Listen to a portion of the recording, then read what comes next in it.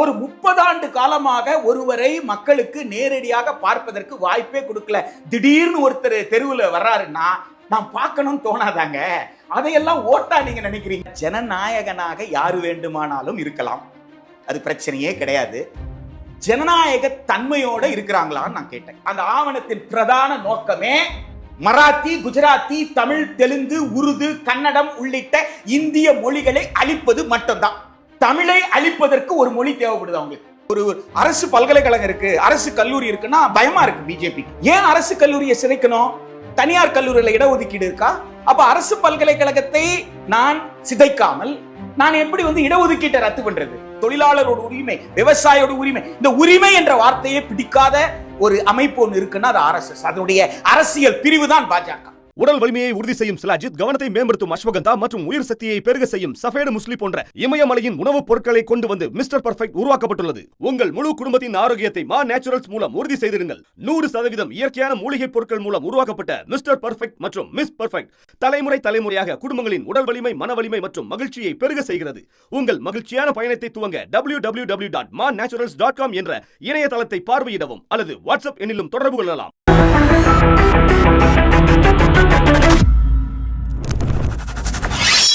வணக்கம். இன்று நம்மோடு தமிழக தேர்தல் களம் குறித்து கலந்துரையாட வந்திருப்பவர் தோழர் பிரின்ஸ் கஜேந்திர பாபு, தமிழக பொதுக்கல்விக்கான பொதுமேடையினுடைய ஒருங்கிணைப்பாளர்.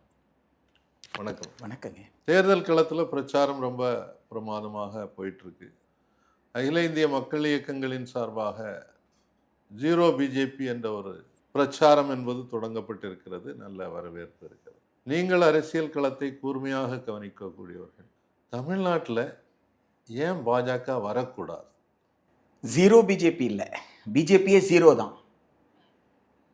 பொலிட்டிக்கல் பார்ட்டி அப்படின்னு சொன்னால் ஒரு டெஃபினிஷன் உண்டு. ஒரு பொலிட்டிக்கல் பார்ட்டிக்கு ஒரு ப்ரோக்ராம் உண்டு, ஒரு திட்டம் இருக்கும். இந்த திட்டத்திற்காக நாங்கள் செயல்படுகிறோம் அப்படின்னு தான் பொலிட்டிக்கல் பார்ட்டி சொல்லும். ஒரு அரசியல் கட்சி தனக்குண்டான திட்டம், அந்த திட்டத்தை முன்னெடுத்து செல்வதற்காக பல்வேறு பிரிவுகள் வச்சுருப்பாங்க. தொழிலாளர் மத்தியில் பணியாற்றுவதற்கு தொழிற்சங்கங்கள், அதுபோல் இளைஞர்கள் பிரிவு, பெண்கள் பிரிவுன்னு பல பிரிவுகள் வைத்திருப்பார்கள். ஆனால் எந்த பிரிவாக இருந்தாலும் அந்த பிரிவு எதை முன்னெடுத்து செல்லும்னா அந்த கட்சியினுடைய திட்டத்தை முன்னெடுத்து செல்லும். ஆனால் பாஜக என்பது தேர்தல் ஆணையத்தில் பதிவு செய்யப்பட்ட ஒரு கட்சியாக இருந்தால் கூட அது ஒரு அரசியல் கட்சி என்கின்ற அந்த வரை இலக்கணத்திற்குள் செயல்படக்கூடிய கட்சி அல்ல. அது ஆர்எஸ்எஸ் அப்படின்னு சொல்லப்படுற அமைப்பினுடைய அரசியல் பிரிவு. எனவே ஆர்எஸ்எஸ் எதை சித்தாந்தமாக எடுத்துக்கொள்கிறதோ, ஆர்எஸ்எஸ்க்கு ஒரு நாடு என்றால் எவ்வாறு இருக்கணும்னு நினைக்குதோ அதை நிறைவேற்றுவதுதான் பாஜகவோட வேலை. இந்திய அரசமைப்பு சட்டத்தின்படி ஆட்சி செய்வோம் என்பதுதான் யாராக இருந்தாலும் சத்தியப்பிரமாணம் எடுத்துப்பாங்க.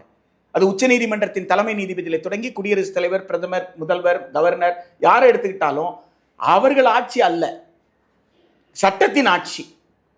ஆனால் சட்டத்தை மதிக்காமல் சட்டத்தை சீர்குலைப்பதற்கு கடந்த 12 ஆண்டுகளாக பாஜக இந்தியா முழுக்க செய்து வரும் பல்வேறு சூழ்ச்சிகளை நாம் கண்கூடா பார்த்துக்கிட்டு இருக்கோம். குறிப்பாக ஜனநாயகத்தின் மீது மக்களுக்கு இருக்கிற நம்பிக்கையை வலுவிழக்க செய்வதற்காக அவர்கள் ஆளுநர்களை பயன்படுத்தி என்னெல்லாம் செய்தாங்க, தேர்தல்களை எப்படி கையாளுறாங்க, பல விஷயங்களை நம்ம பார்க்கிறோம். ஆக ஜனநாயகத்தை சீர்குலைப்பது, அரசமைப்பு சட்டத்தை சிதைப்பது என்ற நோக்கத்தோடு செயல்படுவதால் பாஜக என்பது தமிழ்நாட்டில் எந்த காரணத்தை கொண்டும் வேரூன்றக்கூடாது என்பதில் தமிழக மக்கள் தெளிவாக இருக்கிறாங்க.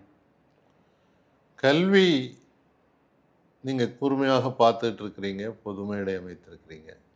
கல்வியில என்ன சீரழிவுகளை பாஜக கொண்டு வந்திருக்கிறது என்பதை கொஞ்சம் சொல்லுங்க. கல்வி என்ற சொல்லு பிடிக்காத ஒரு அமைப்புன்னா அது ஆர்எஸ்எஸ். அதோட அரசியல் பிரிவு பாஜக. கல்வி கட்டமைப்புன்னு ஒன்று இருக்குல்ல, அந்த கட்டமைப்பை ஆபத்தாக பார்க்கிறது. மக்கள் படிச்சிடக்கூடாது, மக்கள் படித்திடக்கூடாது. அது ஒரு அரசு பல்கலைக்கழகம் இருக்கு, அரசு கல்லூரி இருக்குன்னா பயமா இருக்கு பிஜேபிக்கு. ஐயோ அரசு கல்லூரியா அப்படின்னு பிஜேபி பயப்படுது. அப்ப அந்த அரசு கல்லூரியை சிதைக்கணும். ஏன் அரசு கல்லூரியை சிதைக்கணும்? தனியார் கல்லூரியில் இடஒதுக்கீடு இருக்கா? தனியார் பல்கலைக்கழகத்தில் இடஒதுக்கீடு இருக்கா? இல்லைங்களா? அப்ப இடஒதுக்கீடு எங்க இருக்கு? அரசு கல்லூரியில தான் இருக்கு, அரசு பல்கலைக்கழகத்தில் தான் இருக்கு. அப்ப அரசு பல்கலைக்கழகத்தை நான் சிதைக்காமல் அந்த கட்டமைப்பை உடைக்காமல் நான் எப்படி இடஒதுக்கீட்டை ரத்து பண்றது?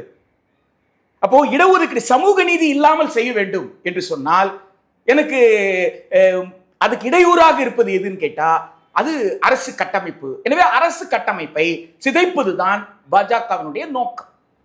பாஜக செயல்படுத்துது, அதாவது நோக்கம் RSS நோக்கம். அந்த RSS நோக்கத்தை நிறைவேற்றுது.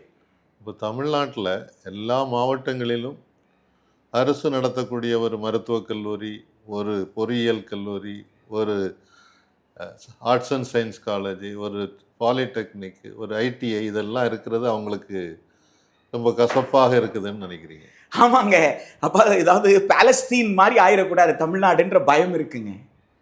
பாலஸ்தீன் மக்கள் எப்படி இஸ்ரேலுடைய தாக்குதலுக்கு உள்ளாகி எப்படி அந்த பாலஸ்தீன் சிதைந்து போச்சோ, பாலஸ்தீனை மண்ணோடு மண்ணாக அந்த மக்களை புதைச்சிட்டாங்களோ, அதுபோல் இன்றைக்கு ஈரானை எப்படி ஒரு அச்சுறுத்தல் இருக்கோ, அப்படிப்பட்ட கலக்கம் இன்று தமிழ்நாட்டில் உருவாகி இருக்கு. காரணம் என்ன அப்படின்னு சொல்லி கேட்டிங்கன்னா, நீதி கட்சி ஆட்சி தொடங்கி கர்ம வீரர் காமராஜர் காலத்தில் நிதியே இல்லைன்னு சொல்லும் பொழுது முதலமைச்சர் நாற்காலியில் உட்காராம கீழே இறங்கி காமராஜர் கையேந்தி உருவாக்கின கல்லூரிகள் பல்கலைக்கழகத்திற்கு மிகப்பெரிய அச்சுறுத்தலை, ஆபத்தை திரு நரேந்திர மோடி தலைமையில் இருக்கிற ஒன்றிய அரசு உருவாக்கி வச்சிருக்கு அப்படின்றத நம்ம விளங்கி கொள்ள வேண்டிய அவசியம் இருக்கு.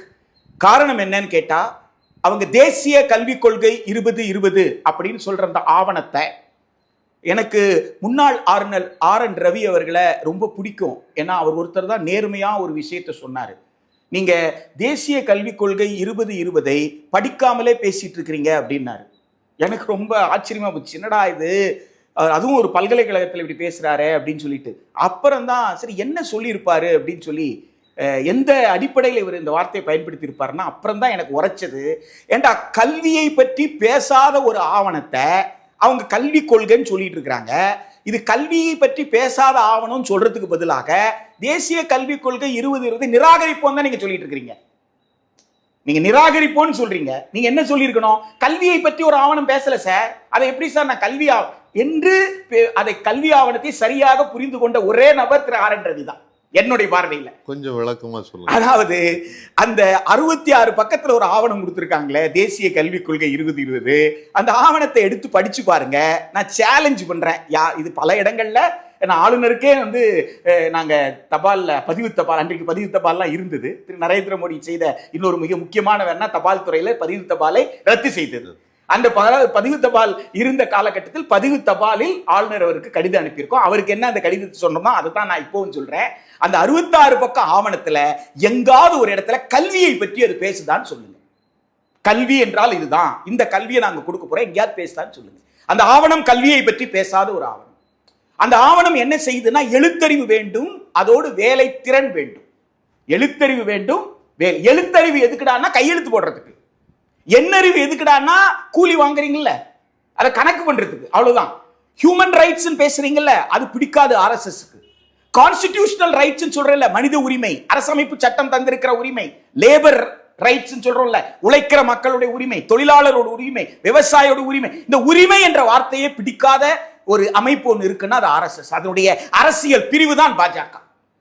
எனவே அவங்க என்ன நினைக்கிறாங்க, கல்வி கிடைச்சிருச்சுன்னா, கல்வியை கொடுத்துட்டீங்க அப்படின்னா, படிப்பு கிடைச்சிருச்சுன்னா, அப்ப மக்கள் என்ன செய்ய விவாதிப்பாங்க. அப்ப விவாதித்தா ஓ அரசமைப்பு சட்டத்தில் இவ்வளவு விஷயம் இருக்கான்னு புரிஞ்சுப்பாங்க.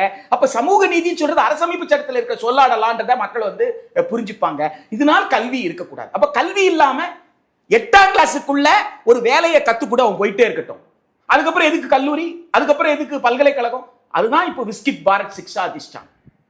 நீங்க அடிப்படையில் ஒரு விஷயத்தை புரிஞ்சுக்கணும். விஸ்கித் அப்படின்ற வார்த்தையை பயன்படுத்துறாங்கல்ல, அந்த சமஸ்கிருத இந்தி சொற்கள்ல அந்த விஸ்கித் சொல், அந்த விஸ்கித் சொல்லுடைய பொருள் என்ன? Developed Bharat India, developed India. Developed Indiana constitution என்ன சொல்லுது? அரசமைப்பு சட்டத்தின் கூறு 41 படி வளர்ந்து விட்ட இந்தியாவாக இருந்தால் கல்வியை உரிமையாக கொடுக்கணும். கல்வியை உரிமையாக கொடுக்கணும்னா என்ன அர்த்தம்?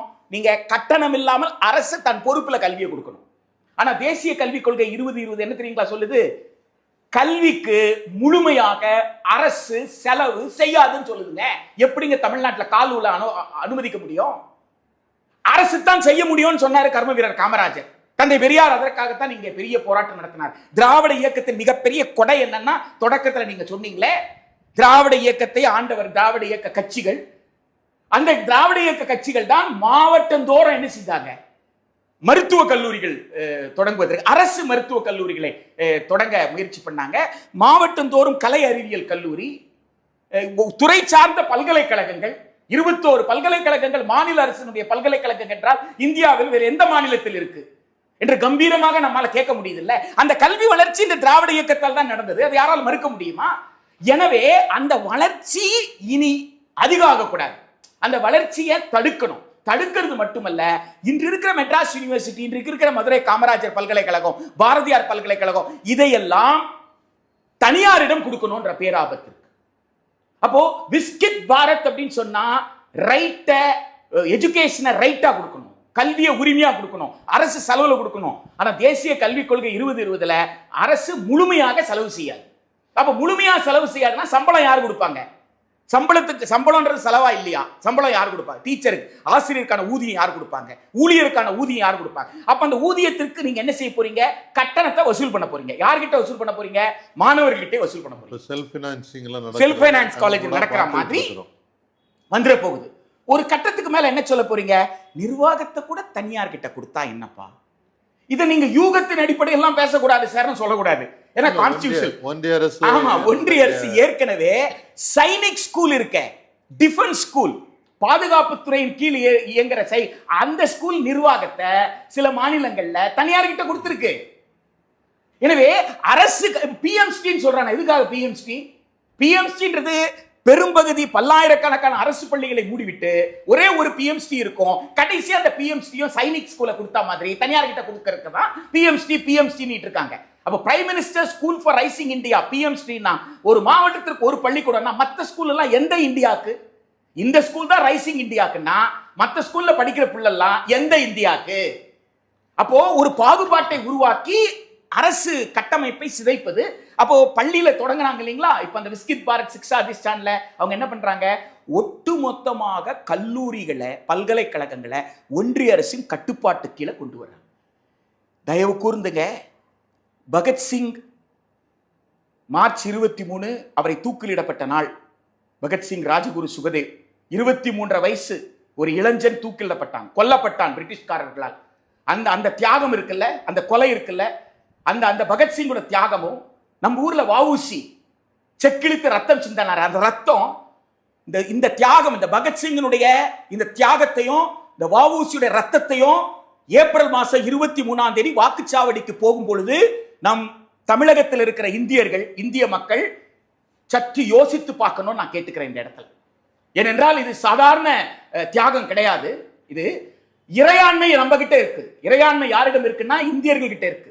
அப்போ என்னுடைய இறையாண்மையை என் வாக்குச்சீட்டின் வாயிலாக நான் யார்கிட்ட கொடுக்க போறேன்னா என்னுடைய பிரதிநிதி மூலமாக அரசுக்கு கொடுக்க போறேன். அப்படிதான் மாநில சட்டப்பேரவைக்கு இறையாண்மை கிடைக்குது, அப்படிதான் நாடாளுமன்றத்துக்கு இறையாண்மை கிடைக்குது. Sovereignty, ultimate sovereignty is with the people of India. அதுதான் இந்தியன் கான்ஸ்டிடியூஷன் சொல்லுது.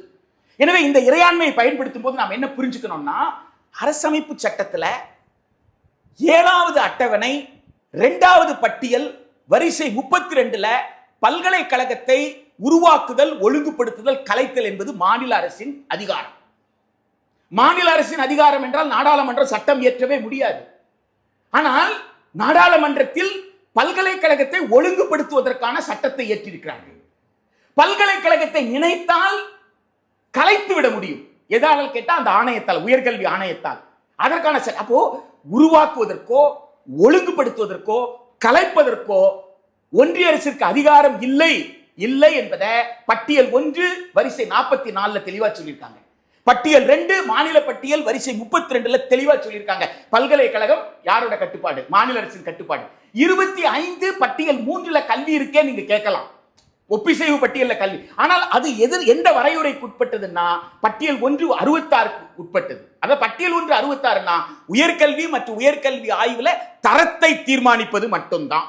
அவங்க அரசியல் சாசனத்தை பற்றி அதான் சொல்ல வந்தேன்.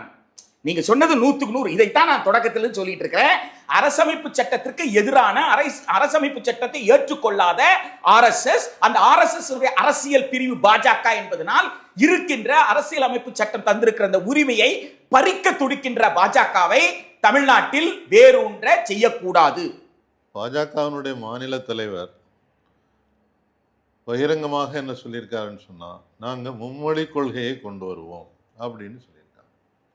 இந்த மும்மொழி கொள்கை பலரும் என்ன நினைக்கிறாங்கன்னு சொன்னா, சரி நம்ம பிள்ளைகள் தமிழ் படிக்குது, இங்கிலீஷ் படிக்குது, கூட ஒரு பாஷை படிச்சுக்கிட்டா வெளியில போனா நல்லா தானே இருக்கும் அப்படின்னு சொல்லி இந்த மும்மொழி கொள்கைன்னு கொண்டு வரும்போது அதனால என்ன பாதிப்புகள் குழந்தைகளுக்கு வரும்? நான் திரும்பவும் திரு ஆர் என் ரவியை தான் பாராட்டணும். ஏனென்றால் மொழியை பற்றி பேசாத ஒரு ஆவணம் தேசிய கல்விக் கொள்கை 2020. மொழியை பற்றியே பேசல. 3 மொழி 4 மொழி 5 மொழி இந்திய மொழிகளை பற்றி கவலைப்படாத ஒரு ஆவணத்திற்கு பேரு தான் தேசிய கல்விக் கொள்கை 2020. அந்த ஆவணத்தின் பிரதான நோக்கமே மராத்தி, குஜராத்தி, தமிழ், தெலுங்கு, உருது, கன்னடம் உள்ளிட்ட இந்திய மொழிகளை அழிப்பது மட்டும்தான். தமிழை அழிப்பதற்கு ஒரு மொழி தேவைப்படுது அவங்களுக்கு, வேற ஒண்ணுமே கிடையாது. அவங்களுக்கு இந்த மொழி வாழ வைக்கணும், அந்த இன்னும் சொல்ல போனா இந்திய வாழ வைக்கணும்னு கூட அவங்க நினைக்கல. அவங்க இறுதி இலக்கு சமஸ்கிருதம் தான். எனவே சமஸ்கிருதம் என்ற இறுதி இலக்கை அடையும் வரை இந்தி இந்தி இந்தின்னு சொல்லிட்டு இருப்பாங்களே தவிர இந்தியை கூட அவர்கள் ஏற்றுக்கொள்ளல. சமஸ்கிருதத்தை தான் எல்லோரும் பேச வேண்டும், எல்லோருடைய மொழியாக சமஸ்கிருதம் அங்கீகரிக்கப்படணும். அப்ப மற்றதெல்லாம் என்ன? மற்றதெல்லாம் it is for communication sir. அது தொடர்புக்காக வேணா நீங்க மற்ற மொழியை பயன்படுத்திக்கோ. உன் பண்பாட்டு மொழி என்ன? உன் மொழி என்ன? உன் மொழி என்ன? பாவேந்தர் பாரதிதாசன் சொன்னாரு, தமிழெங்கள் உயிருக்கு நேர். இந்த வேலைலாம் எங்களுக்கு வேண்டாம். அப்படி சொல்ற தலைமுறையை உருவாக்க கூடாது. அப்படி ஒரு சொல்ற தலைமுறையை உருவாக்க கூடாதுன்னா அவங்கள கூடுதலாக மொழிப்படின்னு சொல்லி சுமையை ஏற்றணும். கூடுதல் மொழிப்படின்னு சொல்றது சுமை ஏற்றுதல். லேர்னிங் மல்டிபிள் லாங்குவேஜஸ், மல்டிலிங்குவிசம், ரெண்டுக்கும் வித்தியாசம் இருக்கு. பல மொழிகளை கற்றுக்கொள், இத்தனை எண்ணிக்கையில் மொழிகளை கற்றுக்கொள் என்று சொல்வதற்கும் பன்மொழி சூழலை கொண்ட வகுப்பறை என்று சொல்வதற்கும் வேறுபாடு இருக்கு.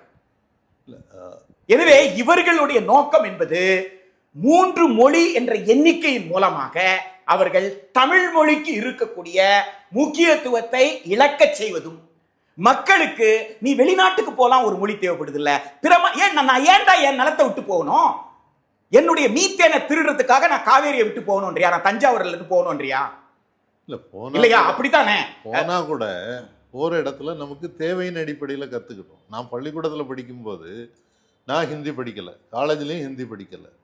ஆனா நான் வேலை தேடி வட மாநிலத்துக்கு போன போது ரொம்ப சீக்கிரமாக ஹிந்தி படிச்சுக்கிட்டேன், பெங்காலி படிச்சுக்கிட்டேன், அஸ்ஸாமீஸ் படிச்சுக்கிட்டேன், நாகாமீஸ் படிச்சுக்கிட்டேன். அதுக்கு நான் ஸ்கூல்ல இருந்தே காலேஜ்ல இருந்தே படிச்சுட்டு போக வேண்டிய தேவையே வரல. தேவையின் அடிப்படையில் ஒருத்தருக்கு உயிர் பயம் வரும் பொழுது உயிரை காப்பாத்திக்கணும்னா அந்த நேரத்தில் அவருக்கு எந்த மொழியை கற்றுக்கொண்டு உயிரை காப்பாற்றிக் கொள்ள முடியுமோ அதை காப்பாற்றிக் கொள்வார்.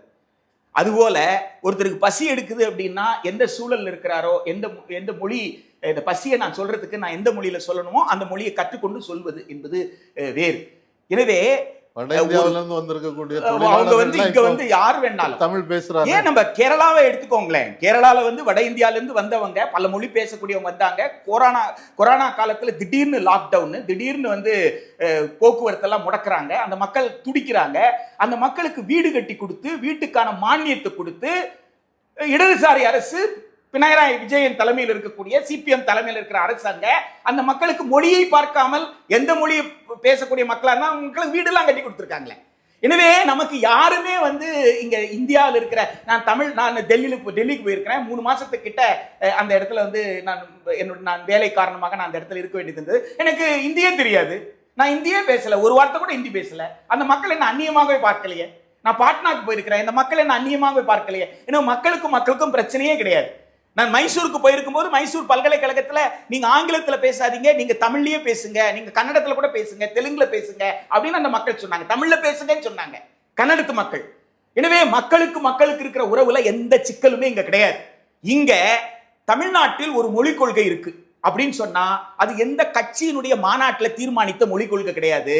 அந்த மொழிக் கொள்கை தமிழ்ல இருக்கக்கூடிய தமிழர்களிடம் இருக்கக்கூடிய அறிவியல் பூர்வமான அணுகுமுறை. தாய்மொழி என்பது இயல்பானது, தாய்மொழியில குழந்தை வந்து பிறந்த உடனே கற்க தொடங்குகிறது. எனவே பிறந்த உடனே ஒரு மொழியில் ஒரு குழந்தை கற்க தொடங்குதுன்னா அதே மொழியில பள்ளிக்கூடத்திலையும் கற்றல் செயல்பாடு இருந்தால் சிறப்பாக இருக்கும். அதுதான் தமிழ் மொழி. ஆங்கிலம் என்பது மின்னஞ்சல் கணக்கு திறக்கணும்னா எனக்கு ஆங்கிலம் தேவைப்படுதே. நான் எக்ஸ்தலத்தை பயன்படுத்தணும்னா எனக்கு என்ன தேவைப்படுது? ஆங்கிலம் தேவைப்படுதே. அப்போ ஆங்கிலத்தை நான் ஒரு தேவைக்காக பயன்படுத்துறேன். ஆங்கிலத்தின் மீது காதல் கொண்டு நான் ஒன்றும் பயன்படுத்தல. அப்போ ஆங்கிலம் எனக்கு தேவையாக இருக்கிறது. தாய்மொழி என்பது என்னுடைய இயல்பாக நான் கற்பலுக்கு வாய்ப்பு தரக்கூடிய என் உணர்வோடு கலந்த என்னால் சிந்திக்க கூடிய ஒரு மொழியாக இருக்கும். இதுதான் இருமொழி கொள்கை. நம்ம மாணவர்கள் வெளிநாட்டுல போய் படிக்க போகும்போது அங்க எந்த மொழியை? ஜெர்மன் மொழியை படிச்சுக்கிட்டாங்க, எல்லாமே படிச்சுக்கிட்டாங்க. ஜெர்மன் மொழியை படிச்சு மறைந்த வாசிய குழந்தைசாமி அவர்கள் தன்னுடைய அனுபவத்தை சொன்னாங்க. அவருக்கு ஜெர்மன், அவர் துணைவேந்தராக இருந்தவர், 3 பல்கலைக்கழகத்துக்கு துணைவேந்தராக இருந்தவர். அவர் வந்து ஜெர்மன் நாட்டில் ஒரு பேப்பர் பிரசன்ட் பண்றதுக்காக ஒரு தாள் வாசிப்புக்காக ஒரு ஆய்வு கட்டுரை வாசிப்பதற்காக கூப்பிட்டாங்களாம். அந்த ஆய்வு கட்டை 6 மாசத்துக்கு முன்னாடி கடிதம் வந்திருக்கு. 1 மாசத்துக்கு முன்னாடி ஒரு கடிதம் வந்துதான் உங்களுடைய வாசிப்பு என்பது ஜெர்மன் மொழியில் இருக்கணும்ட்டு. உடனே அவர் என்ன பண்ணியிருக்காரு, சென்னையில் இருக்கக்கூடிய மேக்ஸ் முல்லர் பவன்ல போய் 1 மாசம் படிச்சிருக்கிறார். அது போதாது அப்படின்னு சொல்லி அங்கே போய் கூடுதலாக சில நாட்களுக்கு முன்பாகவே போய் அந்த கூடுதலாக ஜெர்மன் மொழியை கற்றுக்கொண்டு அவர் ஜெர்மன் மொழியில் தன் தாளை வாசித்துட்டு வந்தேன்னு வாசை குழந்தைசாமி ஐயா அவர்கள் நேரடியா என்னிடம் வந்து சொல்லியிருக்கிறார். எனவே எந்த நாட்டுக்கு எந்த மொழிக்கு, நான் குஜராத்துக்கு போகலாம், நான் வந்து காஷ்மீருக்கு போகலாம், நான் அருணாச்சல் பிரதேஷ்க்கு போகலாம், மேகாலயா மணிப்பூருக்கு போகலாம், காசி மொழி கற்றுக்க போறேன், நான் கரோ மொழி கற்றுக்க போறேன். காசி மக்கள் என்ன மொழியில பேசுறாங்களோ அந்த மொழியில நான் அந்த மக்களோடு பேச போறேன். அது எனக்கு என் தேவையை பொறுத்து நான் எந்த இடத்துல போய் பணியாற்றணும்னு நினைக்கிறேனோ. என்னுடைய நண்பர் ஒருத்தர் அவர் அருணாச்சல் பிரதேசல இருக்கிறாருன்னா அந்த மக்கள் என்ன மொழி பேசுறாங்களோ அந்த மொழியை நான் கத்துக்க போறேன். என் நண்பன் என் வேலைக்காக தேவையில்லை, என் நண்பனுக்காக நான் அந்த மொழியை கத்துக்கிறேன். எனவே தாய்மொழியில் ஒருவரால் ஆழமாக அறிவு பெற முடியும்னா அந்த தாய்மொழியின் மூலமாக எந்த மொழியை எந்த வயதுல எந்த தேவைக்காக அவரால் இன்னொரு மொழியை பறிக்க முடியும். கூடுதலாக மொழியை படி என்று சொல்வது அந்தந்த தாய்மொழியை அழிப்பதற்கு தானே தவிர இந்திய மொழியை வளர்ப்பதற்காக அல்ல. தமிழை அழிக்க துடிக்க பாஜகவை காலூன்ற செய்யக்கூடாது என்பதுதான் தமிழக மக்களுடைய எதிர்பார்ப்பு. நன்றி. இன்னொரு கேள்வி, இன்றைக்கு தமிழ்நாட்டில் இருக்கக்கூடிய இளைய சமுதாயம், அவங்க மத்தியில் நம்ம கலந்துரையாடலுக்கு போனோம்னா பலரும் சொல்லக்கூடியது என்னன்னா,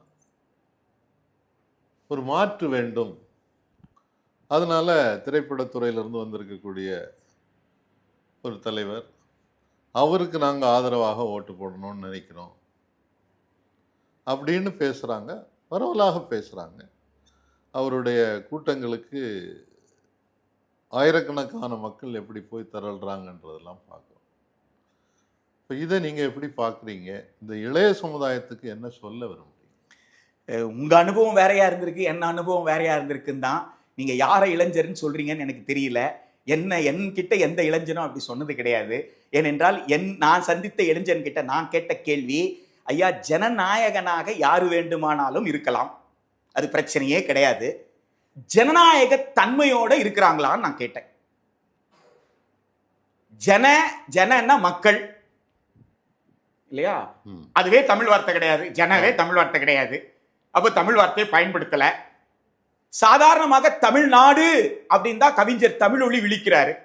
தமிழ்நாட்டுக்கு தமிழ்நாடுன்னு பேர் வைக்கிறதுக்கு முன்னாடியே கவிஞர் தமிழொலி இறந்துட்டார். 1965 தமிழ்மொழி இறந்துட்டார். அவருடைய 2 வருஷத்துக்கு முன்னாடி நம்ம கொண்டாடினோம். ஆனா தமிழொலியினுடைய காவியத்தில் தமிழொலியினுடைய கவிதை எல்லாம் பாத்தீங்கன்னா தமிழ்நாடு அப்படின்னு தான் விழிப்பார். ஆனா தமிழ்நாடு என்கின்ற ஒரு பெயரையே தன் கட்சியினுடைய பெயரோட வைக்க விரும்பாத ஒரு மனிதர். நீங்க அங்கிருந்து சிக்கல் வந்து தொடங்குது, ஜனநாயக தன்மையை பத்தி நீங்க பேசுறதாக இருந்தா. அப்போ ஜனம் அப்படின்னா மக்கள், நாயகன் என்றால் தலைவன். மக்களுக்கு தலைவனாக யாரை வேணாலும் நீங்க சொல்லலாம், யாரு வேணா நான் மக்கள் தலைவன் தன்னைத்தானே சொல்லிக்கலாம், அது பிரச்சனை அல்ல. ஜனநாயக தன்மை என்றால் என்ன? மக்களோடு சமமா நினைக்கிறது. நான் தோசை சுட்டால் அது வெந்து விட்டால் இனிமேல் யாருக்கும் பசியே இருக்காது அப்படின்னு வேணா நான் பாட்டு பாடலாம் இல்லையா? அந்த மாதிரி பாட்டு பாடுவது அப்படி உத்தரவு போடுறதா? உத்தரவு போடுறதுக்கு பேரா மக்களாட்சி? கொஞ்சம் யோசிச்சு பாருங்க. எனவே இளைஞர்களிடம் ஜனநாயகம் என்றால் என்ன, ஜனநாயகன் என்றால் என்ன என்ற உரையாடல் நிகழல. ஒருவர் கிட்டத்தட்ட 30 ஆண்டு காலமா வீட்டை விட்டு வெளில வரலைங்க. 30 ஆண்டு காலமாக அவர் வீட்டை விட்டு வெளியில வரல. 30 ஆண்டு காலமாக அவர் நேரா வீட்டுக்கு கிளம்புனா கேமரா முன்னாடி நிக்கிறாரு, கேமரால இருந்து வெளியில வந்தாருன்னா வீட்டுக்குள்ள வந்துடுறாரு. அதுக்கப்புறம் நேரா ஸ்டேஜ்ல பிலிம் ஃபேர் அவார்டு மாதிரி அவார்டு கொடுத்தாங்கன்னா அந்த இடத்துக்கு போறாரு. மக்கள் பார்ப்பதற்கு வாய்ப்பே இல்லை. ஒரு 30 ஆண்டு காலமாக ஒருவரை மக்களுக்கு நேரடியாக பார்ப்பதற்கு வாய்ப்பே கொடுக்கல. திடீர்னு ஒருத்தர் தெருவில் வர்றாருன்னா நான் பார்க்கணும்னு தோணாதாங்க? அதையெல்லாம் ஓட்டா நீங்க நினைக்கிறீங்க? அது எப்படி ஓட்டாகும்? எப்பா, நான் அவரை பார்த்ததே இல்லப்பா, நான் வெள்ளித்திரையில மட்டும்தான்ப்பா பார்த்திருக்கிறேன், நேர்ல பார்க்கல. இன்னைக்கு நேர்ல வர்றாரு, நேர்ல பார்க்கறேன், அது ஓட்டா மாறிடும் நீ நினைக்கிறிய அப்படின்னு தான் அவங்க என்கிட்ட கேட்டிருக்கிறாங்க. நாங்க ஓட்டு போடணும்னா தமிழ்நாட்டில் நாங்க இரும்பு எஃகு தொழிற்சாலை உருவாக்குவேன்னு சொன்னாரா அப்படின்னு கேட்கிறாங்க. உற்பத்தி தொழிற்சாலை இளைஞர்களுக்கு 1 கோடி இளைஞர்களுக்கு அரசு அல்லது அரசு துறையில் அல்லது பொதுத்துறையில் வேலை வாய்ப்பை உருவாக்குவேன்ட்டு எங்களுக்கு சொன்னாரா அப்படின்னு கேட்கிறாங்க. கட்டணமில்லா கல்வி உயர்கல்வியில் உத்தரவாதப்படுத்துகிறேன் அப்படின்னு சொன்னாரா? கட்டணமே இல்லாம இளைஞர்கள் அத்தனை பேரும் பல்கலைக்கழகத்தில் படிக்க முடியும் அப்படின்னு சொன்னாரா? அதுக்கு ஏதாவது திட்டம் வச்சிருக்கிறாரா? இன்றைக்கு தேசிய கல்விக் கொள்கை 2020 இதுக்கு எதிரானதுன்னு தெரியுமா அவருக்கு? தேசிய கல்விக் கொள்கை 2020 கட்டணமில்லா கல்வியை கொடுப்பதற்கு தடையாக இருக்கிறது அப்படின்னு அவர் எங்கேயாவது பேசியிருக்கிறாரா? இது எதையுமே பேசல. நாங்க ஒருத்தர் வெள்ளித்திரையில மட்டும் காட்சி கொடுத்தாரு, இன்னைக்கு தெருவில் வந்திருக்கிறாரு, அவர் முகம் எப்படிதான் இருக்கு அப்படின்னு பார்க்கலாமே பார்க்க போனா அதை பார்த்து இதெல்லாம் ஓட்டா மாறும்னு சொல்றீங்களே, உங்களை விட அறிவாளியை நான் எங்க சார் தேடுறதுன்னு தான் என்ன கேட்டிருக்கிறாங்க.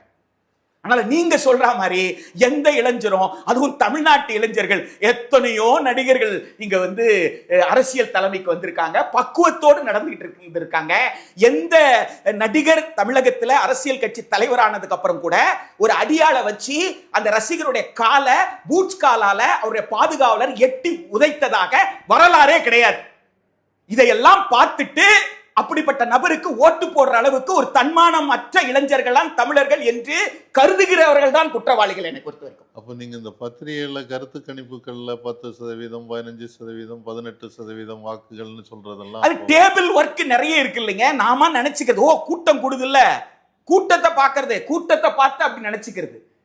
கூட்டம்லாம் ஓட்டா மாறாதுன்றது நம்ம எத்தனையோ வாட்டி நம்ம பார்த்திருக்கோம். நம்ம கோவத்துல சொல்லுவாங்கல்ல, ஆத்திரத்துல சொல்லுவாங்கல்ல, ஆத்திரத்தில் சொல்லி நீங்க மாத்திரம் என்னடா பண்ணிட்டீங்க, நீங்க மாத்திரம் எனக்கு வேலை கொடுத்தீங்களா அப்படின்னு கேட்பாங்கல்ல, அப்படி கோவத்துல சொல்ற விஷயம். இப்ப அப்பாவை பார்த்து புள்ள கேட்பான்ல, என்னப்பா நீ மட்டும் என்ன பண்ணிட்ட, நீ சித்தப்பனை பத்தி பேச வந்துட்ட அப்படின்னு பிள்ளை கேட்பான்ல, அப்படி கேட்டான்றதுனால அப்பனுக்கு புள்ள எதிரியா?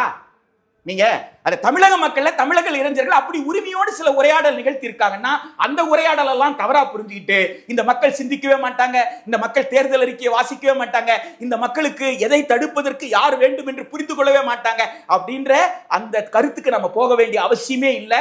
தமிழக இளைஞர்கள், தமிழக பெண்கள் மிக தெளிவாக இருக்கிறாங்க. நாம் அடுத்த தலைமுறை கல்வியை காப்பாற்ற வேண்டும் என்று சொன்னால், அடுத்த தலைமுறைக்கான சுகாதார நிலையத்தை காப்பாற்ற வேண்டும் என்றால், நம் பெண்கள் கொரோனா காலத்துல நேரடியாக அனுபவிச்சாங்க. அமெரிக்கா மிகப்பெரிய அணுகுண்டை வைத்துக் கொண்டு ஓர் இரவில் ஒரு நாகரிகத்தை அழித்து விடுவேன் என்ற மிக வன் சொல்லை பயன்படுத்தினார் அமெரிக்காவுடைய அதிபர். அப்படி ஒரு சொல்லை பயன்படுத்துவதற்கு அவருக்கு உரிமையே கிடையாது. ஆனால் அவர் அப்படி ஒரு சொல்ல ஒரு பயன்படுத்துறார். ஒரு மனித சமூகத்தையே நான் கொன்று குவித்து விடுவேன் அப்படின்னு சொல்லி. அப்படிப்பட்ட ஒரு ஏகாதிபத்திய நாட்டுல அதிகமாக செத்தவங்க இருக்கிறாங்க. கொரோனால அதிகமா செத்தவங்க அங்கதான். ஆனால் இங்க திராவிட இயக்கத்துடைய விதை உங்களுக்கு நீதி கட்சி ஆட்சி தொடங்கி இந்த இடத்துல நமக்கு என்ன இருக்குன்னு கேட்டா, ஆரம்ப சுகாதார நிலையம் இருந்தது, அரசு மருத்துவ கட்டமைப்பு இருந்தது. அந்த அரசு மருத்துவ கட்டமைப்பு, அந்த ஆரம்ப சுகாதார நிலையம் தான் இன்றைக்கு பல உயிர்களை காப்பாற்றியது. இழப்பு இருந்தது, இறந்தாங்க ஆயிரக்கணக்கான பேர். ஆனா எண்ணிக்கை குறையும். முதல் கட்டத்துல எல்லா தனியார் ஆஸ்பத்திரியும் மூடினாங்க. எடுத்த உடனே முதல்ல மூடினதே தனியார் மருத்துவமனை தான்.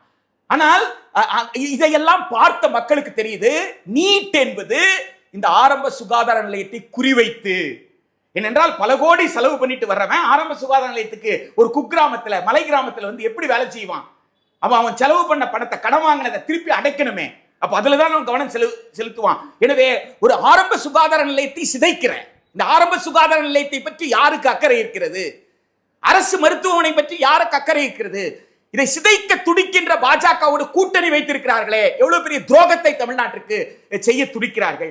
இதை பற்றி பேசாமலே நான் ஜனநாயகம் என்று சிலர் சொல்லிக்கிறாங்களே, அவங்க எப்படிப்பட்ட துரோகத்தை இதையெல்லாம் இளைஞர்களால பெண்களால உணர முடிகிறது. எனவே இளைஞர்கள் பெண்கள் மிக தெளிவாக இருக்கிறாங்க. நமக்கு அரசமைப்பு சட்டத்தை காப்பாற்ற வேண்டும் என்று சொன்னால் நாம் யாருக்கு வாக்களிக்கணும் அப்படின்றதுல ரொம்ப தெளிவாக இருக்கிறாங்க. பாஜகவோட கூட்டணி வைத்திருக்கிற எந்த கட்சியும் ஏற்றுக்கொள்ள அவர்கள் தயாராக இல்லை. அதே போல் பாஜகவை விமர்சனமே செய்யாமல், தேசிய கல்விக் கொள்கை விமர்சனமே செய்யாமல், தான் வந்தால் தான் ஆட்சி பொறுப்பில் உட்கார்ந்த உடனே எல்லாம் செய்துவிட ஒரு மாயத்தை உருவாக்க பார்க்கிற அந்த மாயத்தையும் இவங்களால புரிந்து கொள்ள முடியுது. ரெண்டு பேரையும் நிராகரித்து வாக்களிக்க தயாராக இருக்கிறாங்க தவிர தன் வாக்குச்சீட்டை நிச்சயமாக இறையாண்மை கொண்ட தமிழர்கள் வீணடிக்க மாட்டார்கள். அதை நிச்சயமா அதை வேஸ்ட் பண்ண மாட்டாங்க. அதை சரியாக பயன்படுத்துவாங்க. ஏப்ரல் 23. ரொம்ப நன்றி.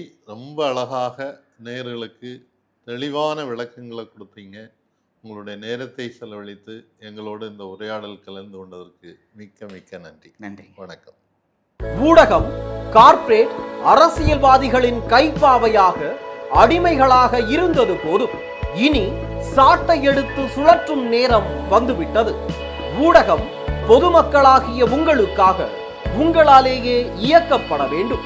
ஊடக சுதந்திரத்திற்காக உங்களின் பங்களிப்பை இன்றே அளித்திடுங்கள்.